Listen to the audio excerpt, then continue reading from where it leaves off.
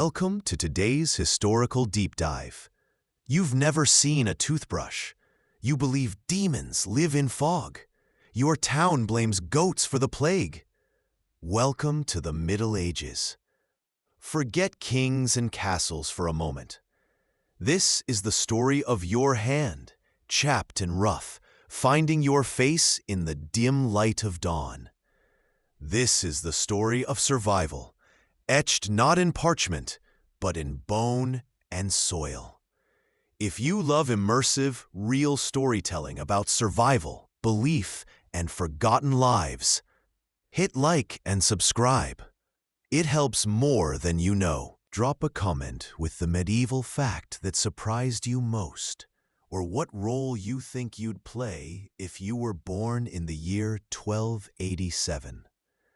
Let's begin and live the life they never got to finish. You wake to the gnawing ache in your stomach and the dull throb behind your eyes. The straw rustles as you shift, the cold air biting where the threadbare tunic doesn't cover. The hearth coals are long dead, a gray memory of last night's meager warmth. Your hand, chapped and rough from years of sun and dirt, finds your face. A layer of grime you stopped noticing years ago meets your fingertips.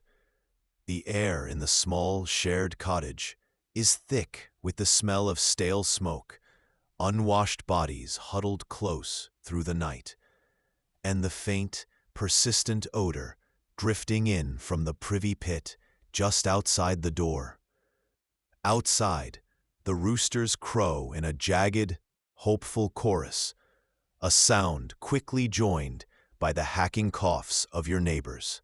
A common soundtrack to the morning. You hear the scrape of a wooden door opening nearby, followed by a splashing sound as someone empties a chamber pot into the street ditch. A familiar sound, part of the village symphony that begins before the sun even clears the horizon. There is no clean water source inside your home. Water is a journey to the communal well or the nearest stream, a precious resource rationed for drinking and cooking, rarely for washing the entire body. Personal cleanliness, as we know it, is an unimaginable luxury. Your identity isn't defined by comfort or a fresh scent, but by survival. By the calluses on your hands that speak of endless labor, the patches on your worn clothes that tell of scarcity, the lines etched by relentless sun and hardship on your face. You are a living testament to the soil you work and the meager harvest you hope for each year. This first breath of the medieval day is a sensory shock. The pervasive cold, the overpowering smells, the constant, undeniable reminders of biological reality lived in the open. It forces an immediate, brutal reckoning with the physical world in its rawest form. Unlike modern life, where convenience and sanitation wrap us in layers of protection, shielding us from many basic discomforts and dangers, your medieval morning confronts you instantly with the precariousness of existence. The simple lack of clean water at hand, the public disposal of human waste, the shared air thick with respiration and invisible threats. These aren't just historical facts studied in books. They are the fundamental conditions shaping every decision you make, every interaction, every vulnerability to illness. It's a world where your body is constantly negotiating with its environment, and often it is losing. It's an irony that the miracle of being alive means immediately confronting so much that wants you dead. Think about your own morning routine right now. The hot shower, washing away the night, the clean clothes, the filtered water you drink without a second thought, the flush toilet that carries waste magically away. These aren't just comforts. They are layers of protection and control we place between ourselves and the microbial world that is always waiting. Would you survive this medieval morning? Would you even want to face a day where the simple act of waking up is an embrace of pervasive dirt and potential disease? It makes you question what basic needs truly are, and how much of our perceived quality of life, our health, our very lifespan, is built on the invisible infrastructure of sanitation we take for granted. It was faith that got them through, perhaps, but it was the constant, palpable presence of death that made them cling to it. The air bites cold. You stir on the straw pallet, the rough weave scratching your cheek. The taste in your mouth is thick, foul, a perpetual echo of stale food and stagnant breath. There are no minty washes, no sparkling brushes waiting. Morning ablutions are a swift, meager affair. You push yourself up, joints protesting, and lean over the chamber pot in the corner. A quick spit into the palm, then rubbed across the face and eyes. A meager attempt to clear the sleep and the grime. Perhaps a corner of the rough linen tunic comes next, wiping at the eyelids to chase away the lingering dust. Your teeth? They ache faintly, a constant, low thrumming beneath the surface. You might find a twig, chew on the fibrous end for a moment, but more often you simply ignore them. Keeping the teeth you have is the desperate prayer. You've seen neighbors crippled by the agony of rot, forced to seek out the village smith, his hands more used to iron and fire, now awkwardly fumbling with terrifyingly large pliers, the screams echoing across the square. No, better to endure the ache, the perpetual bad taste, than risk that brutal extraction. Personal grooming is minimal. If you are lucky enough to own a comb, perhaps carved from bone or wood, you might run it quickly through your hair, untangling the worst knots. More likely, fingers suffice, a rough sort of styling for a life where appearances matter less than function. Body odor is simply part of the atmosphere, a constant companion to yourself and everyone around you. Shared tools, unwashed hands before breaking bread, the smell of the tannery or the stable clinging to clothes. These aren't signs of negligence, they are the texture of existence. The concept of cleanliness, as you understand it, isn't tied to invisible evils like germs, a word that doesn't exist for you, but to what the eye can see, to social standing. A lord might afford more baths, though still not daily, or to preparing for religious rituals. Washing off the most obvious muck is practical, necessary after hard labor, but a daily full-body scrub? Unthinkable, unnecessary. The water is cold. Fetching and heating it is labor.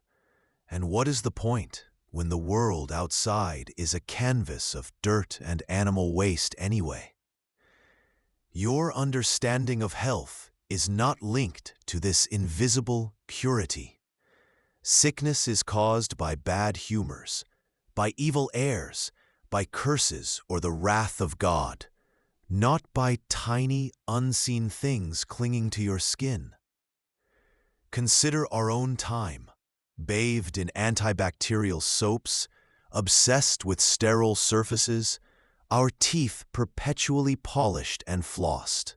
Our health anxieties manifest in a war against the unseen microbial world. Their struggles were with visible dirt, with the raw, tangible messiness of life and labor. Does our modern obsession with external purity sometimes distract us from other forms of cleanliness? The purity of our water, the ethical footprint of our consumption, the metaphorical dirt we accumulate through our systems and choices? You live with the stench of the world and your own body. You accept it. Was survival simply a matter of toughening the skin, the senses, the soul? Or was it the sheer, brutal lack of options that made endurance the only path? The air in the cottage is thick, not just with the smoke from the hearth or the smell of damp earth and bodies, but with the shared breath of everyone squeezed within these walls. Your family is here, your spouse, the children, maybe an aging parent huddled by the weak embers. Perhaps even a young farmhand or a poor relative seeking shelter through the brutal winter months. You sleep inches from each other, tangled in coarse wool blankets, or nestled into straw pallets that rustle with every shift. There is no concept of personal space, only the necessary closeness for warmth and survival against the biting cold that seeps through the wattle and daub. In these tight quarters, windows are shuttered tight, cracks in the walls stuffed with rags or mud. The outside world is a place of danger, cold, wild animals, maybe even hostile neighbors. But the inside, while offering refuge, becomes its own kind of trap. Every cough that racks your youngest child's chest reverberates through the small space. Every sniffle from your wife sends a ripple of quiet dread through the household. You feel the warmth of their bodies beside you, a small comfort, but you also breathe the very air they exhale, an air now thick with whatever ailment has taken hold. If one person succumbs, the others wait with grim certainty. It's a macabre game of chance, a silent lottery drawn from shared breath. Illness isn't seen through the lens of microscopic invaders. Germ theory is centuries away, an unimaginable concept.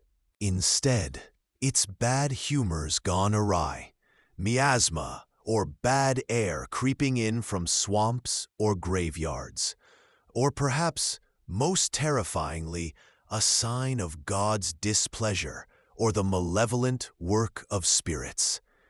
Yet the fear is real, visceral. You might not understand the mechanism, but you see the terrifying cause and effect. The fever that spreads from bed to bed. The shaking sickness that fells half the village after a bad harvest. The terrifying, rapid decline that takes a loved one overnight. This shared vulnerability underscored a fundamental truth of medieval life. Community wasn't just a source of labor and support, it was a conduit for suffering. The hands that helped raise your barn were the same hands that might carry the sweating sickness into your home. The comforting presence of family was also the primary vector for a deadly contagion. It makes you pause, doesn't it? We live today acutely aware of personal boundaries, armed with sanitizers and the privilege of isolating ourselves behind closed doors when we feel the first tickle in our throat. We recoil instinctively when someone coughs too close on public transport. Imagine a life where such a reaction was futile, impossible. a life where your very survival was intertwined with the close, unavoidable presence of others. And that presence itself carried the seeds of your potential demise. There was no retreat, no personal bubble, only the shared air, the shared warmth, and the chilling, ever-present possibility of sharing the sickness that might take everything. Ask yourself, can you truly grasp the daily courage it took simply to exist in such close proximity to constant threat without the comfort of understanding the why or the luxury of personal space? The rope bites into your hand, worn smooth by generations of hands before yours. This wood, this hemp, connects you to everyone who has ever lived in this village, drawing sustenance from the same dark, cool water. The well stands at the center, not just geographically, but spiritually, ritually. Your journey here is a daily pilgrimage, a fundamental act of survival, repeated from sunup to sundown. The bucket descends, a hollow thump echoing off the stone walls, then rises, heavy and dripping, the water within, cold and clear, catching the sunlight in shimmering facets. This is the lifeblood of your existence. Water for the morning gruel, for the evening stew, for the ale that makes hard days bearable, for the simple act of washing hands dirtied by the soil. But the well is not merely a gift. It is a gamble. It is where the farmer's cart rumbles too close, where surface runoff swirls during a sudden storm, carrying the filth of the yards. It is where the same bucket dips after being handled by the healer tending to the sick, by the child with the hacking cough, by the beggar who arrived last night. Knowledge of how sickness spreads is vague, veiled in fear. Perhaps the water is cursed by a jealous neighbor, tainted by a hag's spell. Perhaps God is displeased, sending a pestilence as punishment. Or perhaps the humors are simply out of balance, the body's delicate fluids disrupted. What you understand is the devastating consequence, the sudden onset of fluxes, the wrenching agony, the rapid dehydration that can steal a life within days. When the bells toll for another child lost to the summer sickness, you look at the well with a different sort of dread. It gives life, yes, but it demands a fearful respect, a silent bargain struck with unseen forces. You ladle the water into your pitcher, a knot of anxiety tightening in your gut, and return to your cottage, hoping today is not the day fate comes knocking. We turn a tap, and clean, treated water flows effortlessly, a technological miracle we barely acknowledge. This simple act represents a profound break from the daily, visceral reality of life for most of human history. The medieval well stands as a stark reminder that survival was often a matter of chance, a constant negotiation with invisible dangers lurking in the very source of life. Ask yourself, how much unseen risk do we accept today, blissfully unaware of the complex systems that protect us, or the potential points of failure? What comfort would you find in prayer when science offered none? The morning light doesn't just reveal the dust motes dancing in the air. It illuminates the flies, fat and slow, circling the morning meal. You eat your pottage, a thin gruel of oats or barley, perhaps with some foraging greens added if the season has been kind and you were lucky enough yesterday. It is warm, it is sustenance, and that is all that matters. There is no cover for the pot, no barrier between the flies and the food that keeps you alive. Later, perhaps, a shared meal of stew, scooped up with fingers from a trencher, a stale bread plate designed to absorb gravy and moisture before being eaten itself, or given to the poor or the dogs. Food is a treasure, measured by the mouthful, rarely wasted down to the last crumb. Scraps, if any somehow escape the desperate hunt of hungry mouths, fall onto the packed dirt floor, quickly becoming part of the chaotic ecosystem of the dwelling.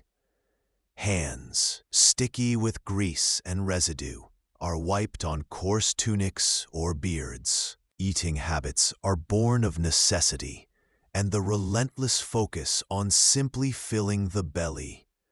Hygiene, as you might understand it, is a concept known in pockets of relative privilege. The monastery, perhaps, where learned men discuss ancient texts that mention washing. But among peasants, it's a luxury, a foreign notion when the well is far and the day is short. Food is stored in open crofts, attracting mice and rats, vectors of disease you understand only as vermin.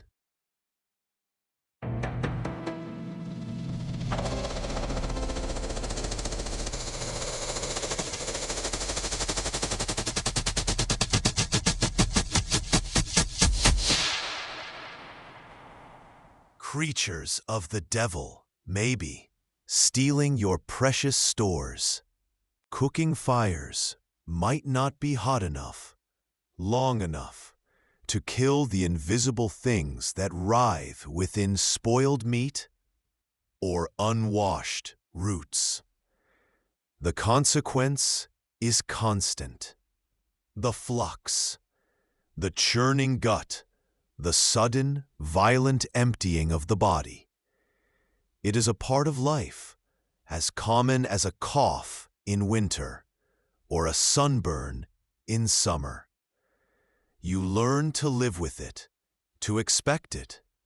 Sometimes it passes quickly.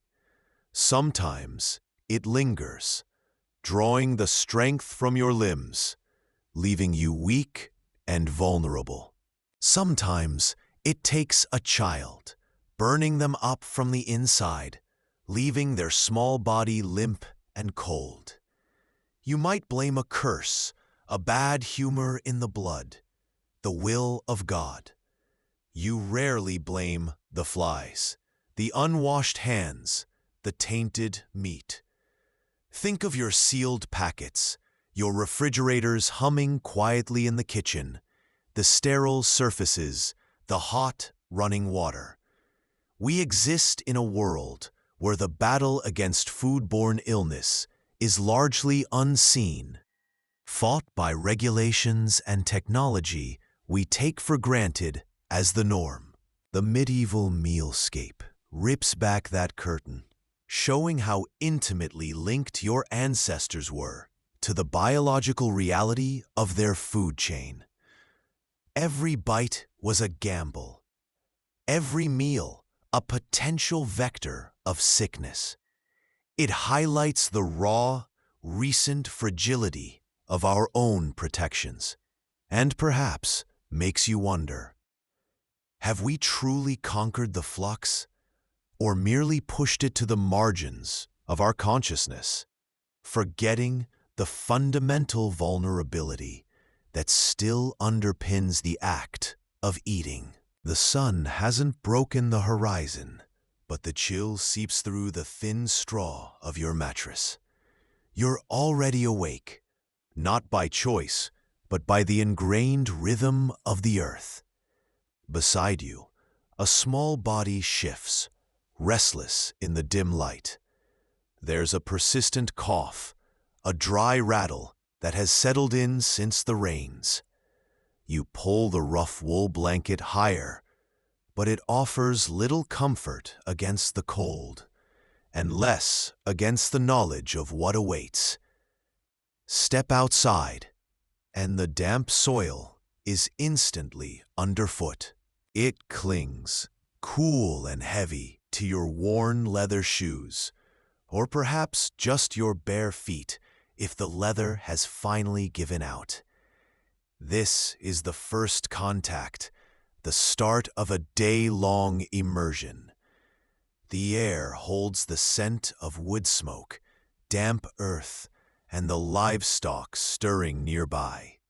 Your clothes, the same ones you wore yesterday and the day before, feel stiff and unyielding. They are a second skin now, molded to your form not by tailoring, but by accumulated layers of sweat, dust, mud, and the indefinable grime of living cheek by jowl with nature and animals. You move towards the fields, the tools already waiting, heavy, simple, effective. The work begins with the first pale light, planting, weeding, mending fences, turning the soil. It's an endless cycle, dictated by the seasons, and every single task means direct, unceasing contact with the ground. Your hands, already calloused and cracked, quickly become stained deep with earth. The soil gets under your fingernails, into the creases of your palms.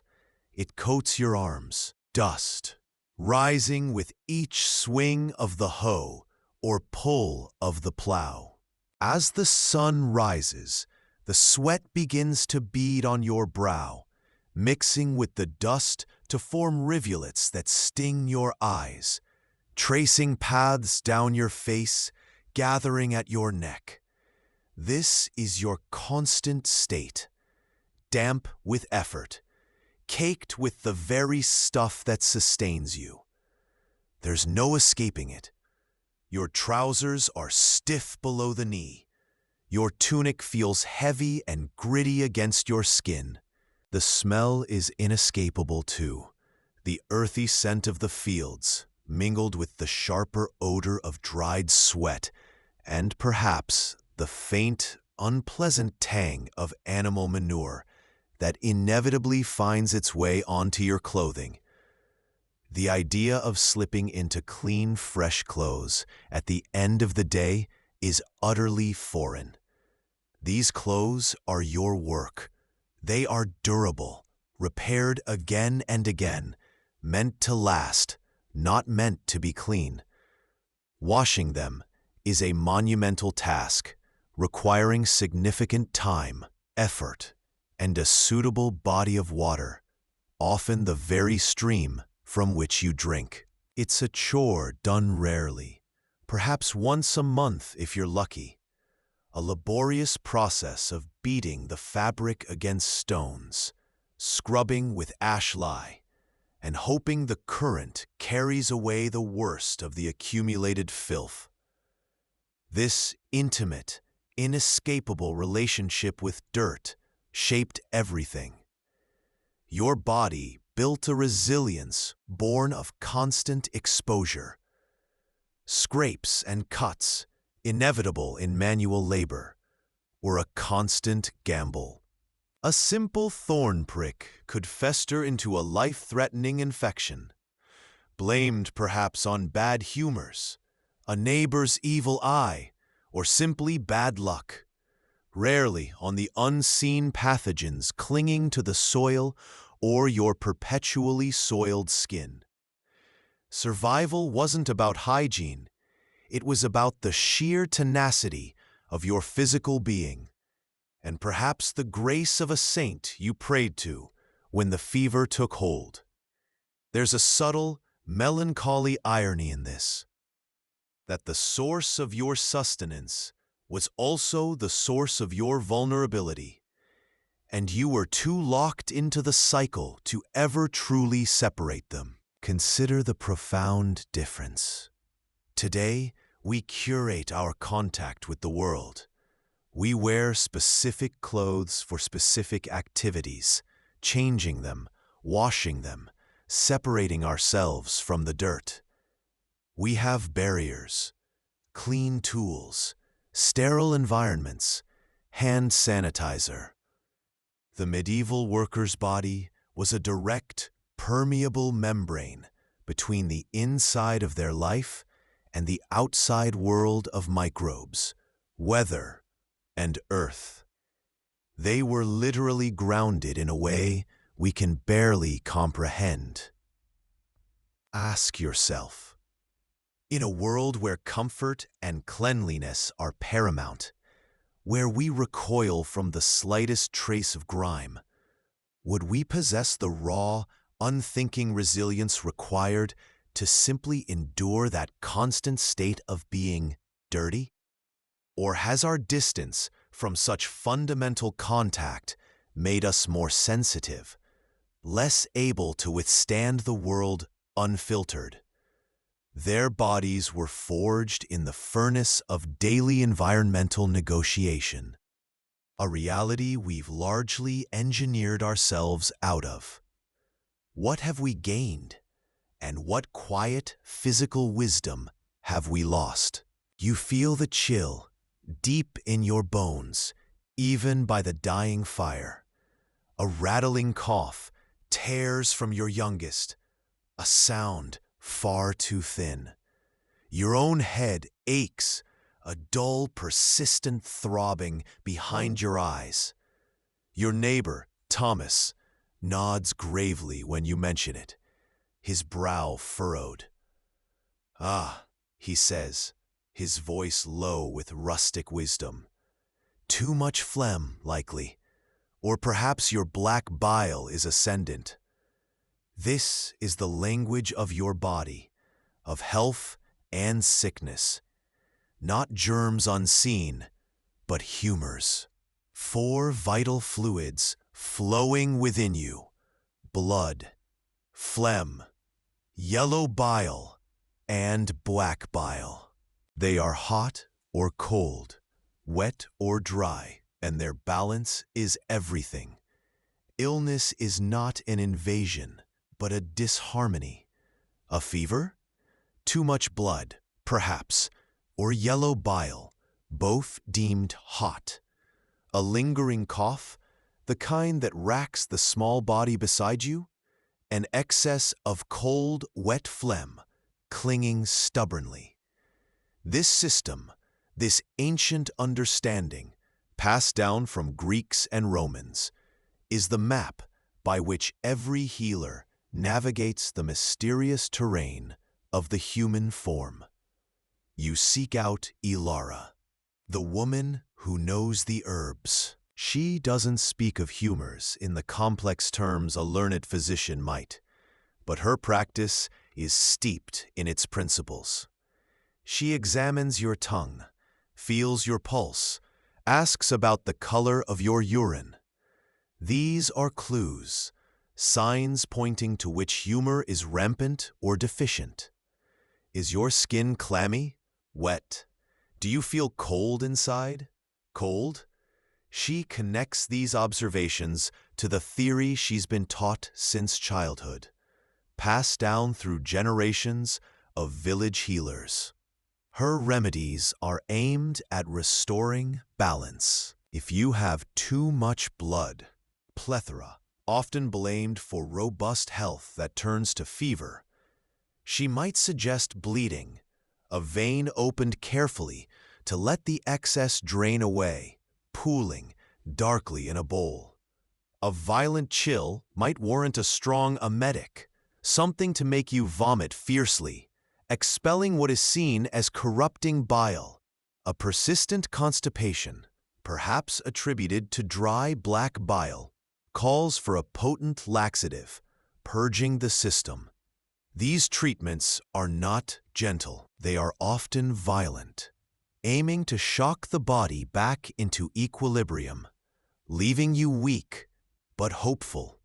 Ilara also relies on her garden and the wild woods.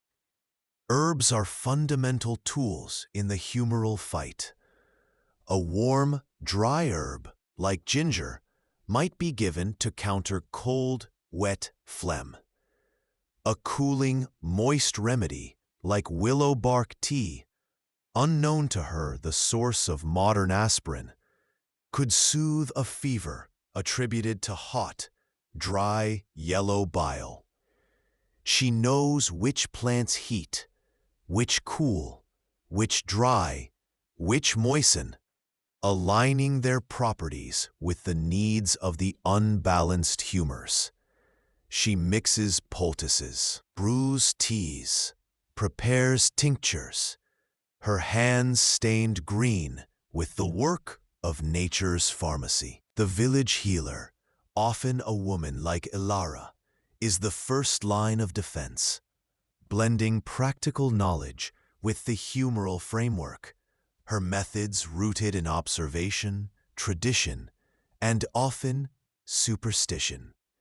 She might whisper prayers over her poultices, or advise wearing an amulet alongside drinking a bitter brew.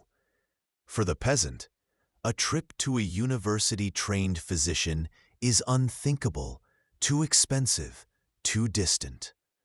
The local healer, though scorned by some as merely a cunning woman, or worse, a witch, is the only hope when the body fails. It's easy for us, armed with microscopes and genetic maps, to see this system as primitive, even absurd. Too much black bile causes melancholy? Leeches curing everything? It seems utterly alien. Yet, this humoral theory, dominant for well over 1,000 years, was a sophisticated, rational attempt to understand the complex, unpredictable machine of the human body, based on the best knowledge available. It sought patterns, identified observable phenomena, fevers, phlegm, changes in urine, and built a logical, within its own framework, system of cause and effect. It wasn't based on ignorance, per se, but on a fundamentally different paradigm of the body and its interaction with the world. One where internal harmony, influenced by diet, environment, and even the stars, was paramount. Think of it. They had no concept of cells, no understanding of chemical reactions inside the body, no idea of bacteria or viruses.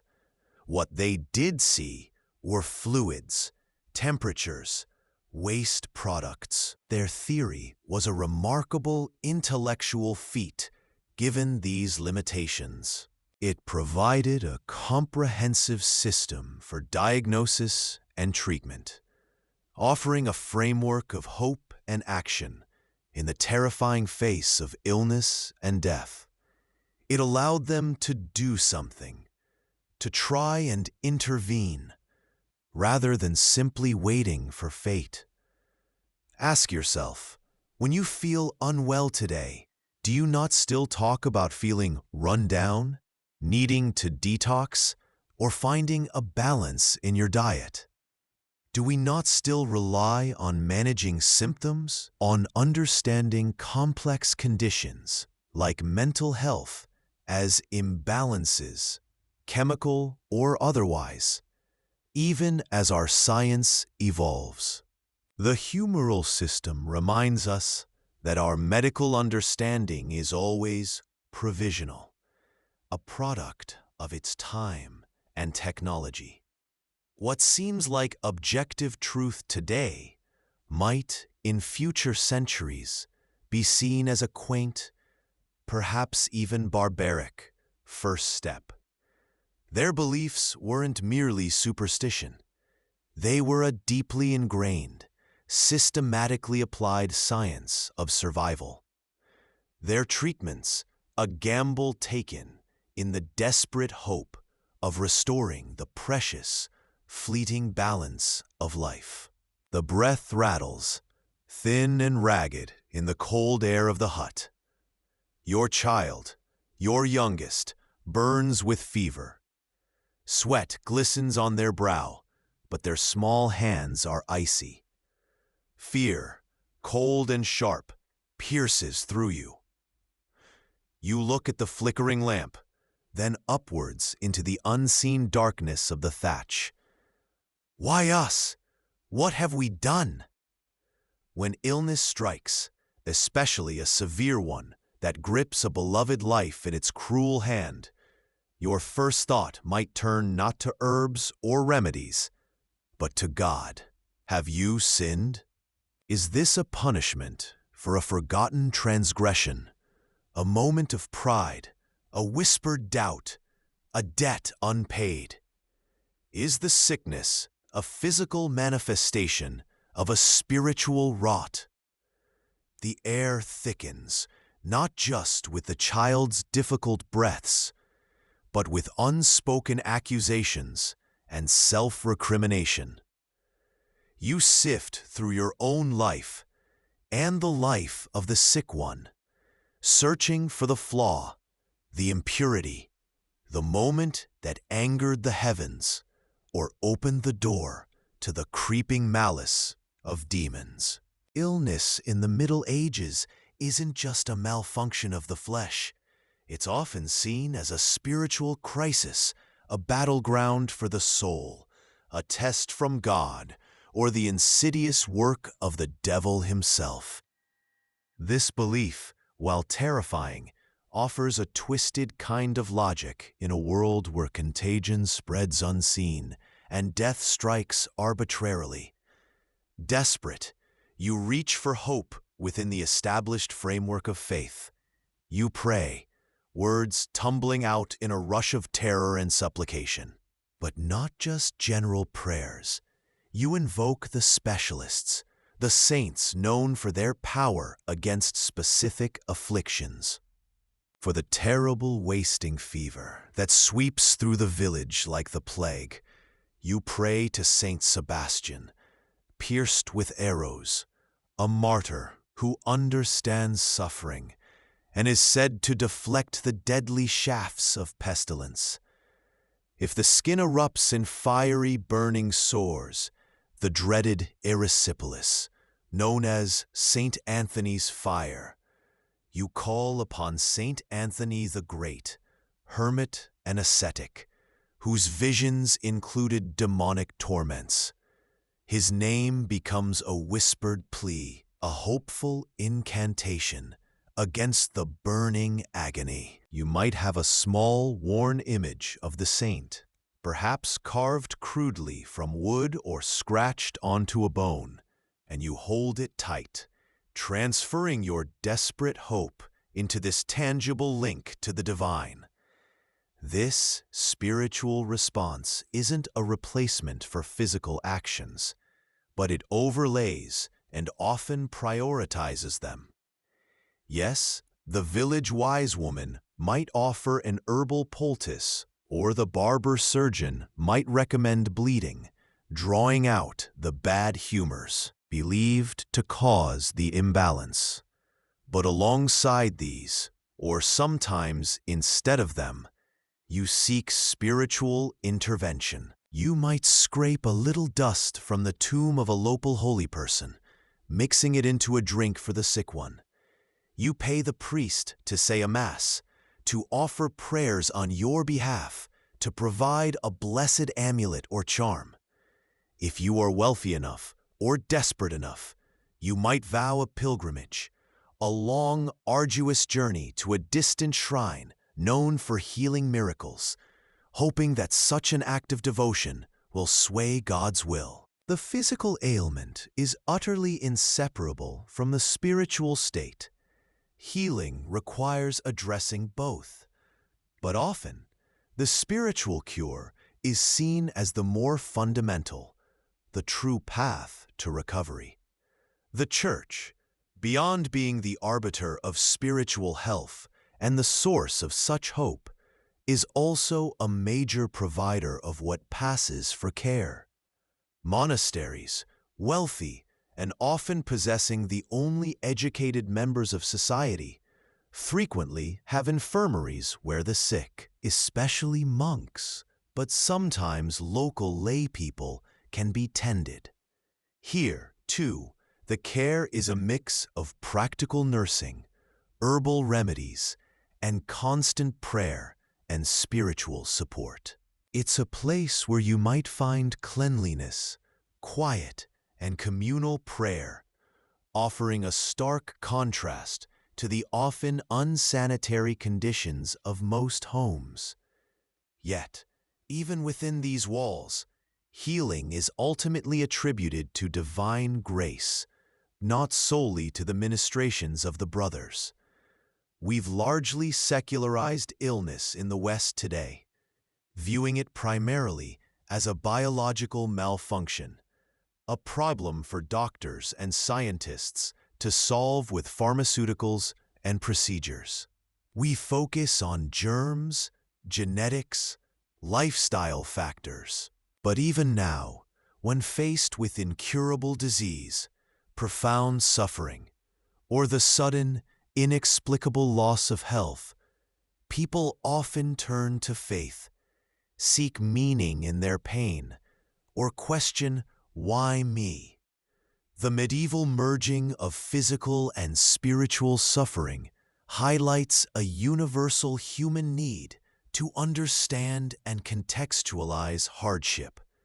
It offers a framework, even if born of fear and lack of scientific knowledge, for coping with the seemingly arbitrary cruelty of illness. It makes you consider what role belief systems play in resilience and survival, regardless of empirical understanding. When hope is thin and death feels close, is it the prayer that offers strength, or the simple, raw act of refusing to surrender? Framed and given meaning by the stories of saints and the promise of something beyond this suffering. What meaning do you seek when hardship strikes? And how much easier is it to bear the unbearable when you believe it fits into a larger, divine plan? She smells of dried herbs and damp earth, a little stooped from years of bending to the soil for roots. The village healer, not a university scholar poring over ancient Greek texts in a city library, but Alara, who learned the feel of a fevered brow from her grandmother, the strength of comfrey root from generations before that. When your child coughs with a wet, rasping sound, or your husband's leg bone protrudes at an unnatural angle after a fall from the barn rafters, it is not the distant priest you seek first, nor the Lord. It is Alara. Her cottage, away from the main cluster of homes, is filled with drying plants, coltsfoot for the lungs, mugwort for digestion, chamomile for troubled sleep. She knows which poultices draw out infection, warm bread mixed with honey perhaps, a simple, potent magic. How to bind a broken limb with practiced hands and willow bark. Which leaves placed on a wound can slow the bleeding. This is empirical knowledge, hard-won over centuries. What works, what poisons, what merely offers comfort when nothing else can.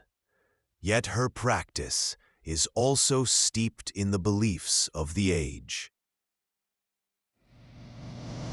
Sickness isn't just a physical ailment. It can be a humor out of balance, too much black bile perhaps, or excess phlegm, requiring herbs to dry or moisten. Or it could be a curse, the work of envious neighbors, requiring a whispered prayer or a counter-charm alongside the herbal draft. She understands the body, but she also understands the fear in people's eyes, the need for ritual to explain the unpredictable cruelty of illness. This is healthcare rooted in community, accessible and personal, intertwined with the cycles of the land and the fabric of local life. It is a world away from the sterile, specialized medicine we know. The university-trained physician exists, yes, but they are for the wealthy, treating ailments through complex theories like bloodletting according to astrological charts. For you, the peasant, the craftsman, it is Ilara's hands that soothe, her knowledge of the local flora that offers hope. Her skills are vital, saving countless lives from simple infections or injuries that would otherwise prove fatal. And yet, against the true scourges, the sweating sickness that takes a man overnight, the plague that empties villages, consumption that wastes you slowly, she is powerless. Her most potent poultice, her most heartfelt incantation, cannot stop them. They are part of life and death in a way modern medicine fiercely fights against. Look at Ilara's world, then at ours. We have conquered so much through science, specialization, pharmaceuticals. Yet, do we lose something in the process? That deep, intuitive connection to natural remedies, that holistic view that saw body, mind, and spirit as one, the community-based care woven into the village structure.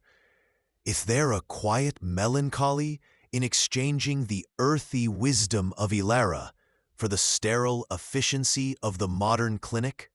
Ask yourself, when did healing become something you booked an appointment for, rather than a knowledge held within your own community, tied to the very plants growing around you?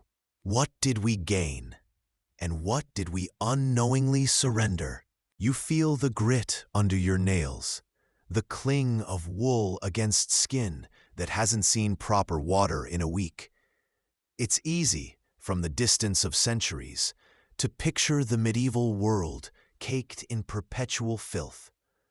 A landscape where everyone smells of wood smoke, stale sweat, and unwashed linen. And certainly, life was dirty by modern standards. Daily showers? Unthinkable. But the myth of people never bathing, of universal, intentional squalor, that's often a Victorian caricature, painting the past darker to make their present seem brighter. The reality was more nuanced, more human. Bathing did happen. Walk into a medieval town of any size, and you might find the bathhouse, a public space, often steamy and boisterous.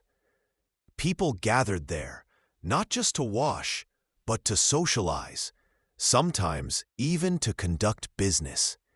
It wasn't always pristine, and its popularity could rise and fall, sometimes shuttered due to moral panic about mixed company, other times feared during outbreaks of plague, ironically, seen as a place where pores were opened to the sickness carried on the air. Think of the irony. Seeking cleanliness in a space potentially thick with unseen threats. In the countryside, the rhythm of water was tied more directly to the seasons. Summer heat? A dip in the nearby stream or river was a welcome relief, a simple way to wash off the dust of the fields. Colder months? That meant hauling water, heating it over the fire, and pouring it into a wooden tub. A significant effort, making bathing a less frequent, more deliberate act. Often, it was a family affair, or done before a major feast day, a wedding, or a religious festival. A refresh, a preparation, rather than a daily ritual.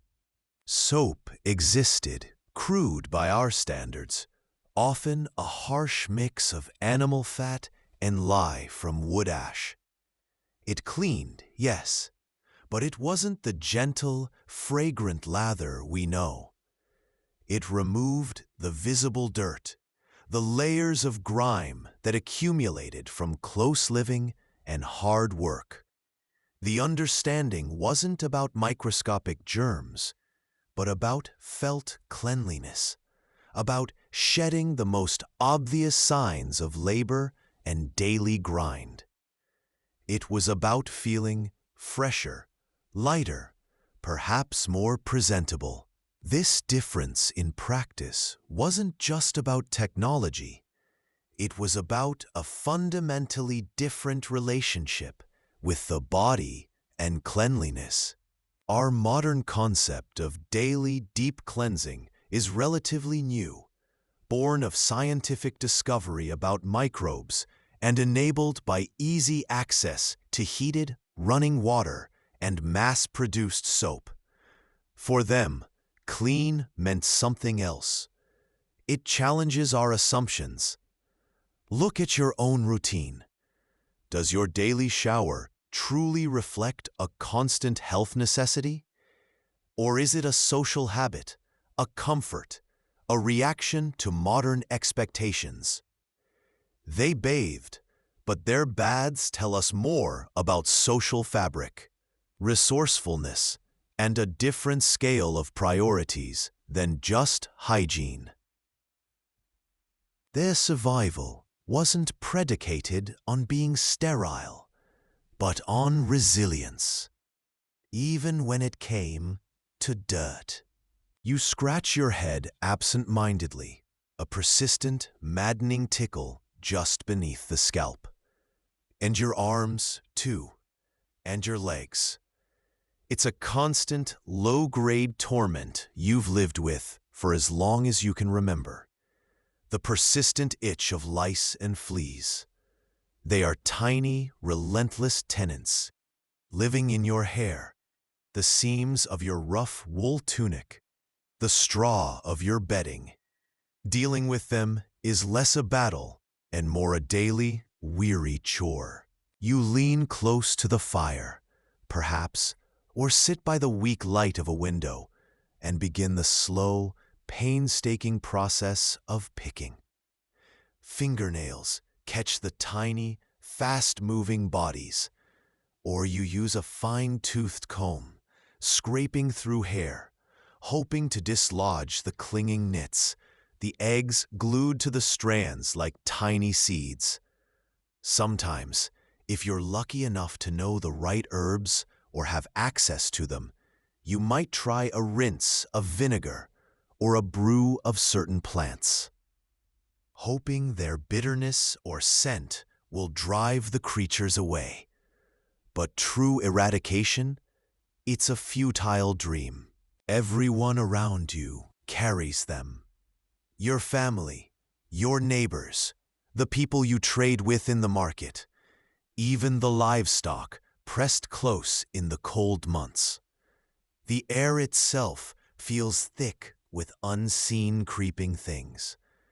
Parasites are not a mark of shame here, but simply a fact of life, as common as the changing seasons or the need for bread. The closeness of bodies in small homes, the infrequent washing of skin and clothes, often a luxury of time, fuel, and water, and the unavoidable presence of animals create a fertile, teeming world for lice, fleas, bedbugs, and other skin crawlers. They cause discomfort, certainly, a constant distraction from work or prayer, and they spread disease. The flea, you've heard, is somehow linked to the sickness that takes so many lives.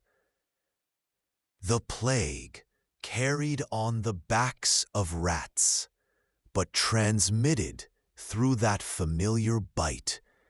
Yet, while they are an irritation, a source of discomfort, they rarely carry the social stigma they might bear in a time you cannot imagine, a future where cleanliness is common and such pests are rare invasions. You think of the elaborate rituals surrounding sin and confession, the intense focus on the purity of the soul. And yet, the body remains this teeming vessel, a host for countless tiny lives that cling and feed. There is a quiet irony in the fervent prayers for spiritual cleansing, while the physical self is a landscape of crawling things. We, living in a world where a head lice outbreak in a school is a significant event, requiring immediate, thorough treatment and often carrying a heavy stigma, cannot easily grasp this medieval reality. Our ability to largely eliminate these common pests from daily life is a remarkably recent achievement, a quiet triumph of sanitation and science that we barely notice. It makes you pause and consider the constant background level of discomfort our ancestors endured, a subtle, pervasive tax on their physical and mental well-being that we are mostly spared. It wasn't just the cold, the hunger, the fear of violence or disease. It was the persistent, inescapable itch. Ask yourself, what forgotten discomforts do we no longer know? And what does that tell us about the quiet, unseen progress of human life?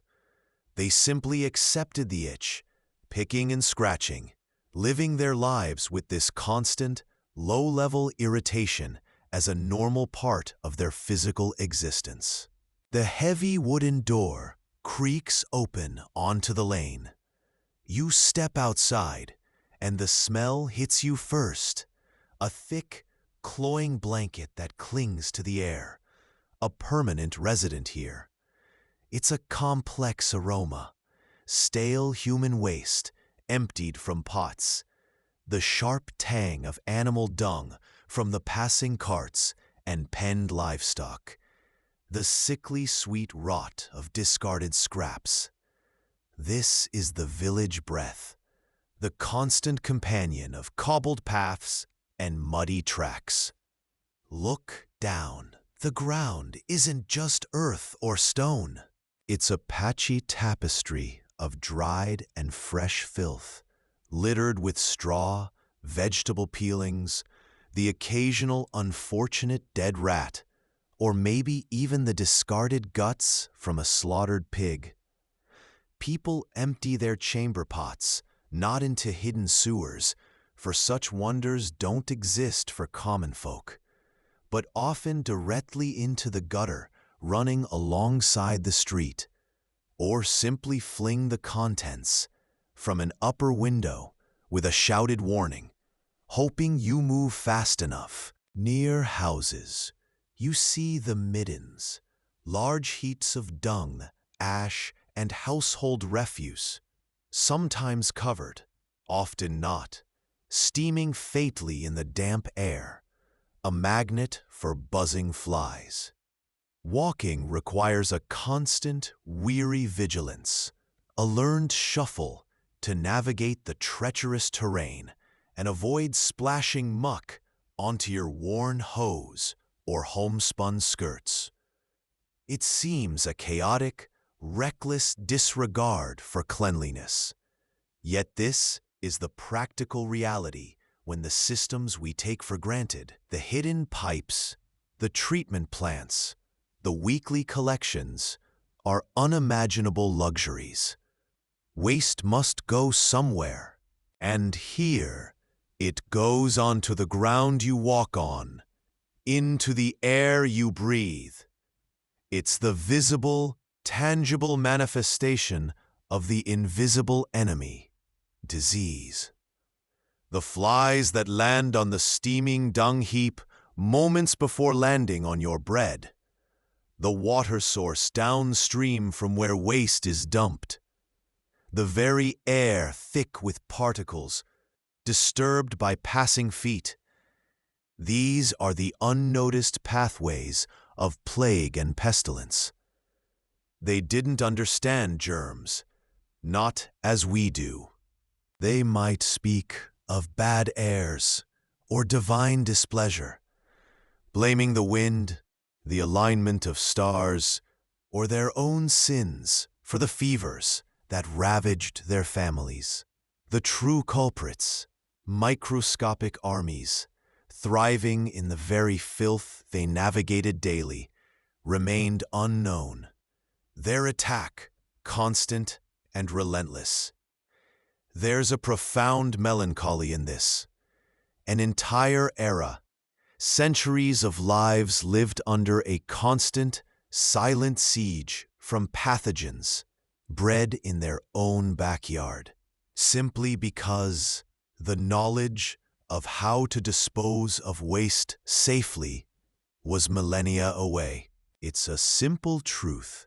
Sanitation saves lives, more perhaps than any medicine until very recently. A truth etched into every foul medieval street. Consider the sheer resilience required, not just to endure hardship, but to live in such intimate, daily contact with the very things that shortened your life. It wasn't just unpleasant, it was deadly. Yet, life continued. Markets were held, prayers were said, children played carefully in these same lanes. It makes you appreciate the complex, hidden engineering that protects us, the unseen infrastructure that is perhaps the greatest, quietest triumph of the modern age, granting us years our ancestors could only dream of. Ask yourself, could you adapt to this constant, inescapable exposure? Learning to navigate a world where the line between your home and human waste was just a doorstep? Or would the sheer vulnerability, the constant hum of flies and fear of the unseen break you? The air grows thick, not just with smoke from peat fires, but with a different kind of dread. Whispers coil through the mud-packed lanes, carried on the wind like dandelion fluff gone dark. A sickness, they say, from the east, fast, deadly. At first, it's just a rumor, a story told by a traveler who saw villages emptied, fields untended. Then it arrives. It comes silently into a neighbor's cottage. You hear the coughing first, a deep, rattling sound that steals breath. Then the fever takes hold, burning like brushwood. And then the signs. Black swellings, buboes erupt in the armpits, the groins, the neck. They grow with terrifying speed, the color of bruises left by a giant's fist. Within days, sometimes mere hours, life gutters out like a candle plunged in water. Fear is a physical thing. It tightens your gut, dries your mouth. Suddenly, the communal bake oven, the churchyard gathering, the well where you draw water, they feel treacherous. Neighbors who shared your hardships, who mourned with you, are now potential carriers of death. You see mothers pull children back from the path when another villager approaches. Hands are clutched tight around faces, avoiding the breath of others. Some pack what little they have and flee into the countryside, hoping to outrun the sickness. But death rides with them, invisible and relentless, sowing its seeds in new places. The very instinct for self-preservation shatters the fragile bonds of community you relied upon your entire life. Desperation breeds strange rituals. People gather in the cold, echoing church, not just for solace, but because the priest says it is God's wrath, a punishment for sins. Processions wind through the village, chanting pleas for mercy. Flagellants whip themselves raw, hoping pain will appease a vengeful deity. Charms are hung, herbs are burned, bloodletting is attempted. Anything to ward off the unseen enemy.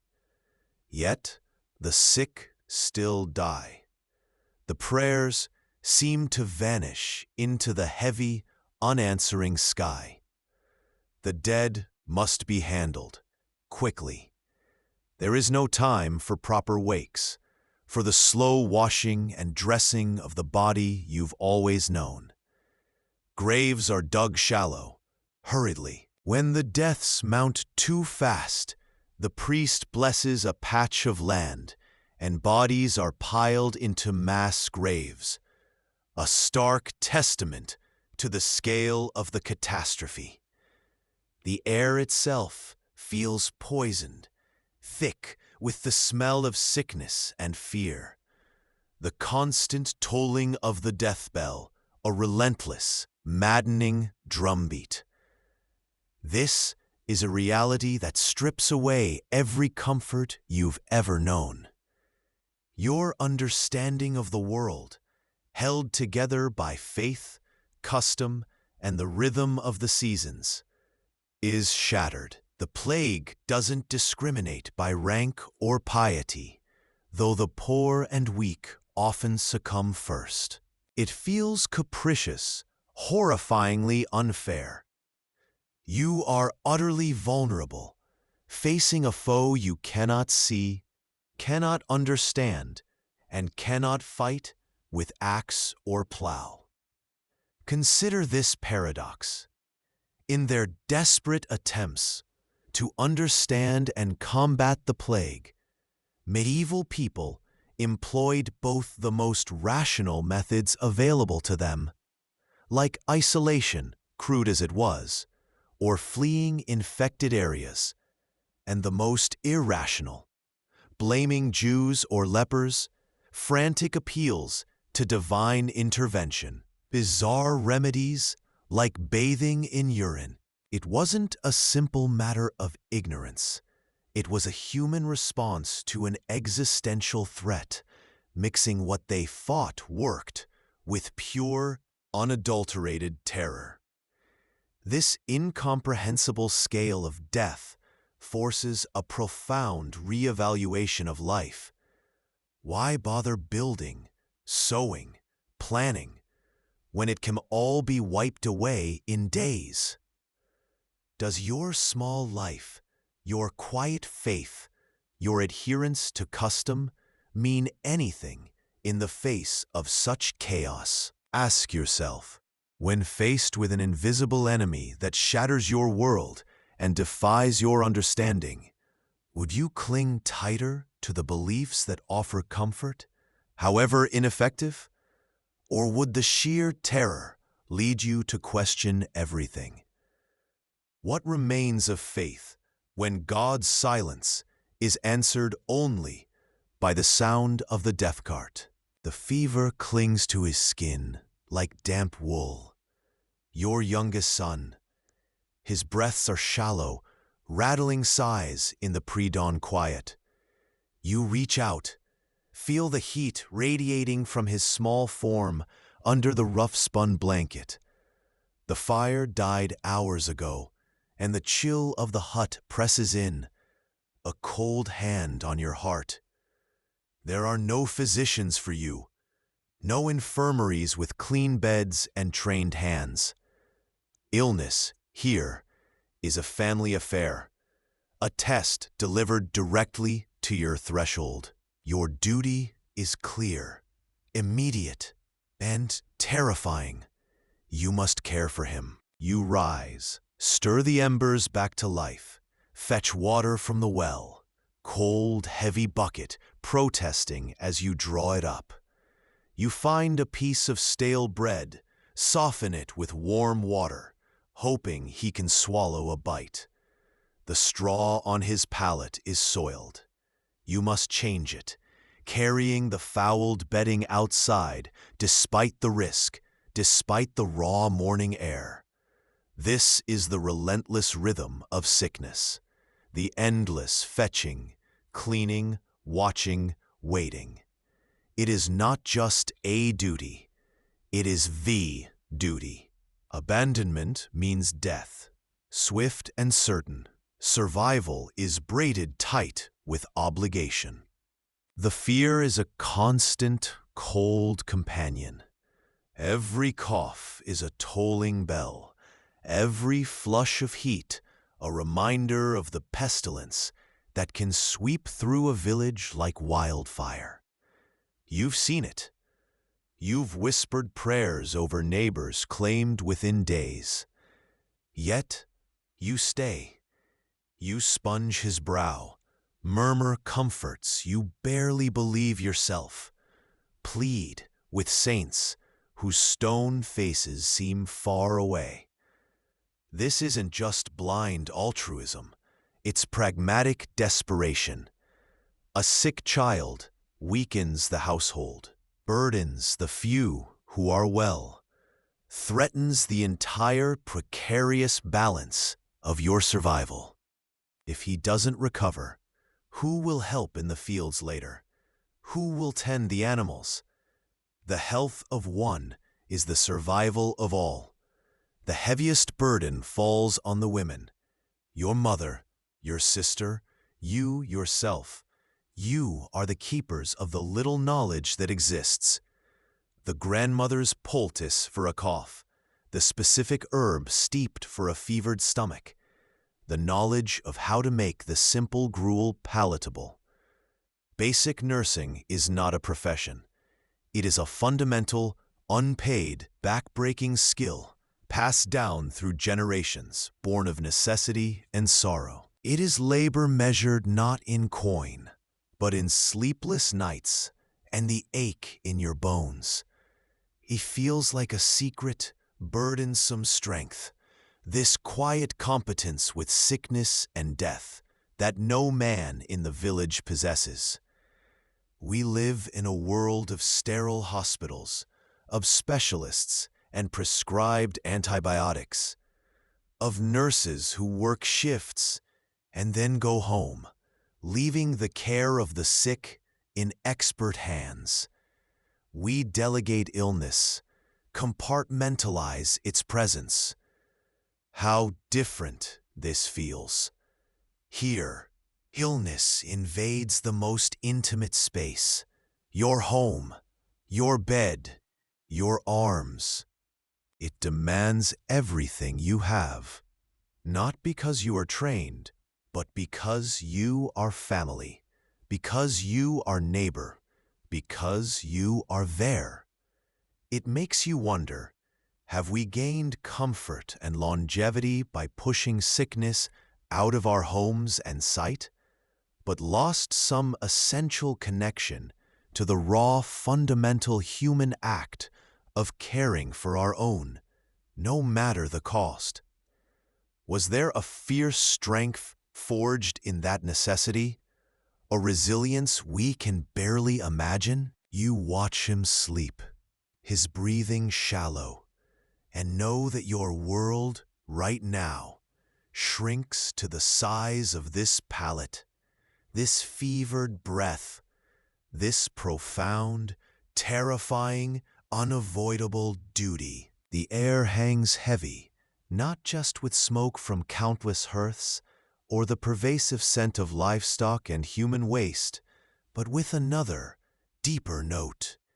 It's the tang of disturbed earth, the faint, unmistakable sweetness of decomposition, a smell carried on the wind from the churchyard, just beyond the market square, just across the path where children play. This is the scent of death, and it is as familiar to your nose as the smell of baking bread or wood smoke. Death is not a distant event, whispered about in hushed tones, behind closed doors. Death walks among you, the tiny shroud of your neighbor's seventh child, buried beside 6 others before their first birthday. The fever that claimed the miller, strong and robust just days ago, now laid out quickly on a board. The accident that crushed old Thomas by the mill wheel, his broken body washed and wrapped before the sunset. You see the shrouded forms carried on simple litters, hear the tolling bell, sometimes a constant mournful rhythm throughout the day, especially when sickness sweeps through like a wildfire through dry grass. The churchyard is less a separate hallowed ground and more an extension of the village green, its mounds marking the passage not just of time, but of souls. Graves are dug, bodies interred, and paths crisscross the soil where generations rest. The process is swift. There is no embalming, no lingering wakes in temperature-controlled rooms. In summer, the body cools, stiffens, and begins its inevitable return to the earth with haste. Wash the limbs, close the eyes. Tie the jaw with a cloth. Wrap the form in simple linen or wool. Call the priest for a blessing, perhaps a quick prayer at the graveside, and then the shovel digs the earth, the body is lowered, and the soil returned. The need is practical. Decay waits for no ceremony. But it is also tied to belief. The soul has left the body. The earthly vessel is merely shell, needing to be returned quickly, cleanly, to await resurrection. They pray for the soul, not the body. The body is corruptible, proof of original sin, destined for dust. The soul is the prize, hopefully bound for purgatory, or, with God's grace and the intervention of saints, maybe even heaven. Living amongst the dead shapes everything. The constant reminder of mortality isn't abstract.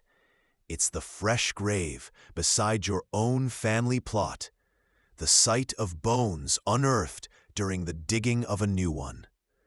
It breeds a certain fatalism, yes, but also perhaps a fierce, immediate grip on life. Every harvest is a triumph against potential starvation. Every healthy birth a miracle against overwhelming odds. Every day free from plague or raiding soldiers, a blessing whispered to whichever saint feels closest. You might think this constant exposure would breed despair, but perhaps, paradoxically, it bred a different kind of resilience. Death was not a failure of medicine or a statistical anomaly. It was the natural, expected end. A part of God's plan. The doorway to the next stage. This acceptance, born of grim necessity, fostered a connection to the cycles of life and death that feels alien to us now. The peasant woman who lays a handful of wildflowers on her child's grave knows the body beneath is simply clay. Her hope, her prayers, her very grief are directed towards the invisible, the soul's journey. This isn't morbid fascination. It's the fundamental structure of existence. Their world was saturated with the unseen. Angels, demons, saints, the lingering spirits of the dead. Graves were not sterile markers, but active sites of prayer, memory, and connection. Yet even this acceptance has its limits. When plague truly grits the land, the familiar scent becomes overpowering, sickening. The tolling bells become a relentless, maddening peal. Burials become mass affairs, the swift process accelerated into a frantic scramble to clear the dying and the dead before the living succumb. The earth of the churchyard grows fat on the bodies it receives, a morbid, fertile ground. Consider the irony, a society deeply focused on eternal life, where the afterlife is a constant, tangible fear or hope, yet the earthly remains are handled with practical, unsentimental speed. The elaborate tombs and monuments are for the powerful, whose legacies are carved in stone. For most, the legacy is simply the soil they return to, the cycle they feed. We, in our modern world, shroud death in clinical white sheets and silent rooms, moving it out of sight, out of mind. We protect ourselves from its reality until it is unavoidable. But did their constant proximity make them more or less afraid when their own time came? Was this familiarity a comfort or a constant terror? Ask yourself, if the graves of your ancestors were visible from your doorstep, and the smell of death was in the air you breathed each day, would you cling more fiercely to the fleeting moments of life? Or would the great, dark ocean of eternity feel like a nearer, more certain shore? You trudge through the muck-strewn street, the scent of wood smoke and something less pleasant clinging to the damp air. Your muscles ache from the day's labor. Your skin feels tight with accumulated grime, and the constant chill seems to seep into your very bones. You live in a larger town, a sprawling organism of timber frames and narrow alleys. And today, if the coin in your pouch allows, you seek a rare moment of respite. Ahead, a building emits a thin plume of steam, a promise of warmth and temporary forgetfulness. The public bathhouse. This isn't just about washing away the dirt, though Lord knows there's enough of that. Step inside, and the sudden warmth hits you like a physical embrace, a stark contrast to the biting air outside. The sounds are a low murmur of voices, splashing water, maybe the rhythmic scraping of a strigil or the snip of shears. You see neighbors, merchants, maybe even a visiting cleric. Faces usually seen only in the marketplace or the church, now relaxed, half submerged in tubs, or sweating gently in a heated room. This is a social occasion as much as a practical one, a place where the boundaries of class might soften slightly in the shared pursuit of bodily ease. You might soak in warm water until the aches begin to fade, or endure the dry heat of a sweat room designed to purge the body of its humors. Perhaps you pay a little extra for a rough massage, kneaded like dough, or a simple trim of your unruly hair. It is a small luxury, a brief escape from the relentless grind of medieval existence, a reminder that even in this hard era, the desire for comfort, for the simple pleasure of clean skin and relaxed muscles, persisted. Yet, these havens of steam and warmth were not without their shadows. Public bathhouses, while present throughout the Middle Ages, especially in urban centers, saw their popularity wax and wane like the moon. They were sometimes places of simple hygiene, yes, but often associated with taverns, attracting a mix of folk seeking more than just a wash. This could lead to suspicion, a moral unease that clung to the steam. Were these places breeding grounds for sickness, where invisible vapors or corrupted humors passed easily from one body to another? Were they dens of iniquity, where loose talk and immoral behavior flourished away from the watchful eyes of the church and community elders? The fear of the unseen, the superstition surrounding bodily fluids and social mixing, could cast a long shadow over even the simple act of seeking cleanliness. One moment of perceived sickness traced back to the baths could see a place shunned, perhaps even closed by fearful authorities, a stark illustration of how fragile comfort was when pitted against ingrained fear and moral panic. It's ironic, isn't it? The very act of seeking health and purity could be viewed as a potential source of corruption. An insight born from limited understanding of disease and a deep-seated suspicion of bodily pleasures divorced from procreation or penance. For many, the bathhouse was a luxury, a significant expense that offered a temporary reprieve. It highlights that while sophisticated infrastructure like Roman aqueducts and grand baths had crumbled, the fundamental human need for personal cleanliness and physical comfort remained, met through more humble, sometimes precarious means. You sit in the warm water, the voices around you a soothing drone, feeling the tension drain from your shoulders. This shared moment of vulnerability and ease, strangers and neighbors together in the steam, makes you ponder our modern world. Our spas, our gyms, our social clubs, aren't they echoes of this same impulse? Places where we seek physical well-being and community, albeit often in more individualized, commercialized settings. Have we simply fragmented that medieval need for shared comfort and turned it into a transaction, a curated experience rather than an organic, communal space?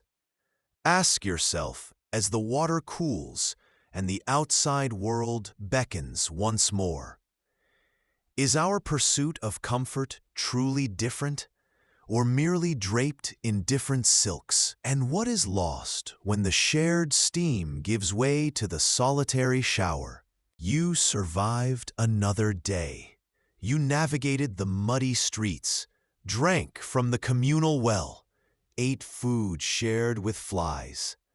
You worked the unforgiving soil, felt the ache in your bones, and slept in close quarters, breathing the air shared with bodies that coughed and sweated, and sometimes lay still too long. Your body is a testament to resilience, a constant battleground against forces you could not see, barely understood. Poor nutrition weakened you. Parasites gnawed from within. Infectious diseases swept through like the breath of the devil, and the sheer physical toll of labor wore you down year by year. Hygiene was not a quest for comfort. It was a desperate, often futile, attempt to mitigate these forces with limited understanding and fewer resources. It was a fight for survival, brutal and raw. You relied on herbal lore passed down through generations, on whispered prayers begged in the dim light of the church, and on the quiet hope that tomorrow would be healthier than today. You didn't understand germs, the tiny, unseen assassins we now know, but you understood that certain things made you sick. The stink of bad air, the taste of corrupted water, the cold creeping into your bones, the imbalance of the humors within you. This struggle against dirt, disease, and discomfort wasn't a footnote in your life. It was the fundamental reality shaping your lifespan, the structure of your community, and the very beliefs that guided your days. Your methods were often ineffective by our standards, a tragic dance against an invisible enemy. But your goal, to live, to thrive for a few precious decades, to protect your family, was profoundly, achingly human. There is melancholy in knowing how much suffering was endured for simple, treatable ailments. How many lives were cut short before their natural end, buried without understanding why. Look at our world today. We fear germs obsessively. We sanitize relentlessly. We worry about pandemics crossing borders like the Black Death. We chase longevity and peak wellness with a fervent, almost religious energy. Have we truly evolved beyond your medieval struggle? Or have we just rebranded the fight? Instead of fearing the devil's breath or an imbalance of black bile, we fear invisible viruses and an unbalanced gut microbiome. We have replaced the saints you prayed to with scientists in sterile labs, the leeches your barber surgeon applied with complex pharmaceuticals, and the herbal poultices you trusted with intricate surgeries. But the underlying human drive remains the same: to understand illness, to avoid suffering, to prolong life for as long as possible, to find hope in the face of our inherent fragility. You planted your seeds each spring, knowing the unpredictable wrath of weather and sickness could ruin the harvest. Yet you planted anyway. You chose hope over despair. We invest in health stocks and follow wellness trends, plant-based diets and strenuous exercise regimes, planting our own seeds of hope in different soil, facing different uncertainties. The medieval soul, constantly battling the physical realities of its time, looks back at us across the centuries, a mirror reflecting our own deep-seated anxieties, our desperate, enduring hope. You feared death, yes, but you still planted in hope. You still loved. You still found moments of joy between the pains. What does this enduring struggle tell us? It reminds us that vulnerability is not a weakness. It is the shared human condition across time. Studying these ordinary, vanished people, not the kings and queens, but the villagers, the farmers, the townspeople, we gain perspective. We see that progress is real, yes, but the core fears and hopes that drive us are timeless. What remains of them in us? Their resilience. Their capacity for hope in the face of overwhelming odds. The quiet, persistent refusal to surrender to darkness. They had no legacy carved in stone, perhaps, But every seed they planted, every prayer they whispered in terror or gratitude, every small act of survival built the world we now take for granted. They endured so we could exist, and their silent battle for health echoes in our own.